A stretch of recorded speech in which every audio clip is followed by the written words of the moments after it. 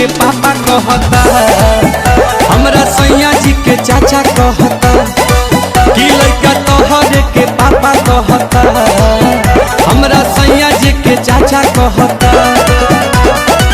ओही दिन से खोजताते रोवता चिल्ला के, ओही दिन से खोजताते रोवता चिल्ला के। सोझा सा बकाई साफा कहता, लड़का तोहरे के पापा कहता कि हमरा सैया जी के चाचा कहता कि लड़का तोहरे के पापा कहता।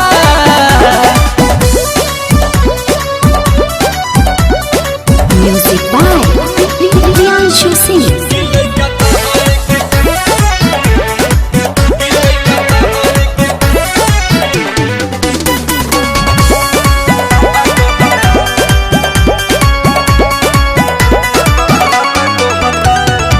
केतन मनाई दूध पीली धराई तनिको नाही चुपाला हो।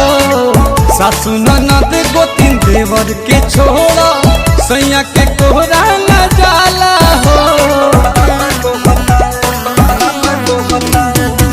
केतन मनाई दूध पीली धराई तनिको नाही चुपाला हो। सासु ननद गोतिन देवर के छोड़ा सैयों के कोरा न जाला हो। रही जाता मन हमर भीतरे लजा के, अपने देरी में कातू गईला सिखा के। खाए के गोलगप्पा कहता, लड़का तोहरे के पापा कहता कि हमरा सैया जी के चाचा कहता, लड़का तोहरे के पापा कहता।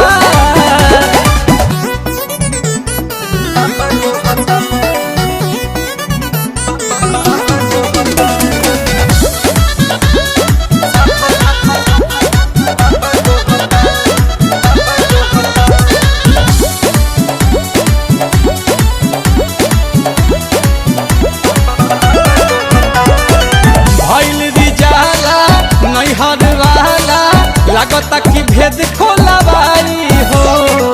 विपत के घड़ी गोविंद खड़ा ही कहरी, लगे पिया से पिटवाई हो। भइल रिजाला नैहर वाला, लागता भेद खोलवाई हो। विपत के घड़ी रोशन खड़ा ही कहरी, लगे पिया से पिटवाई हो।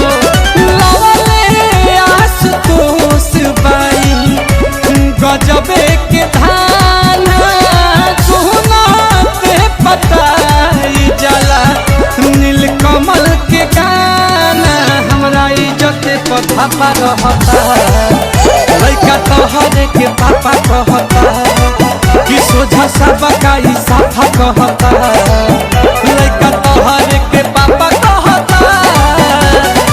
ओही दिन से खोजताते रोवता चिल्ला के, ओही दिन से खोजताते रोवता चिल्ला के।